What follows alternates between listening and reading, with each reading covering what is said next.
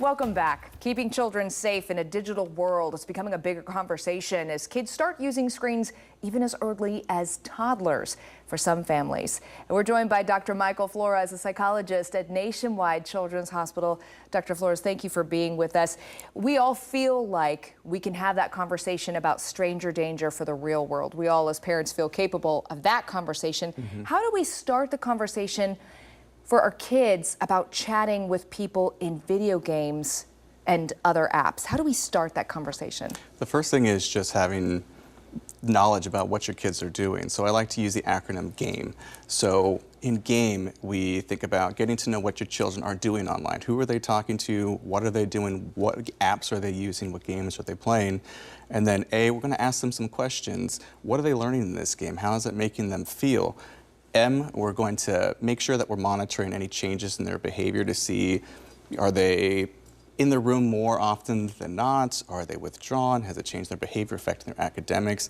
And then E, we want to make sure that we're establishing some limits, which can lead to some conversation starters that we can access on the Kids Mental Health Foundation about how do we talk to kids about some of these things? What are some ways to get into it? When is it okay to talk to somebody online? When is it not okay to talk to somebody online? These are great starting off points. And you mentioned that change in behavior. There was that recent study that found increased screen time linked to higher rates of aggression and anxiety and even low self-esteem. So what are some of the signs we can watch for to see if our kids are online too much? Right. So we're trying to monitor any change in their baseline behavior. So anything that is out of the ordinary. That could be their physical health. It could be changing their sleep patterns. It could be things like more withdrawn, increased aggression, decreased desire for social interaction, relationships. Maybe they don't want to eat dinner with the family. Maybe they want to stay in their own room, just kind of be away and not interact as much. That might be a sign that something might be up and it might be time to have that conversation.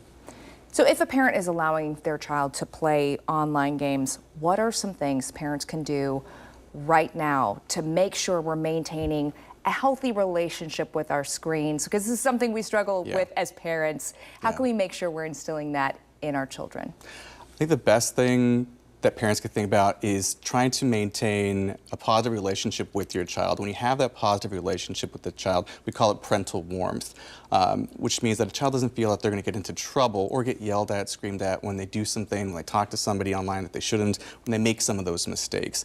It's hard to keep up with the ever-changing world in which we live in, but being able to have those conversations and having that trusting relationship allows children to come to their parents and let them know when things aren't working out or they made a mistake, rather than feeling like they're going to get yelled at. When they feel like they're going to get yelled at, they might conceal this information, and then the parent is out of the loop when it comes to knowing some of these things. And then it can get worse. And then it can get worse, right? Yes. And so further on down the line, it might be a more significant interaction that they're not telling you about. But if they have that trusting relationship, then they're more likely to come to you and say, hey, how do I get through this? I made this mistake.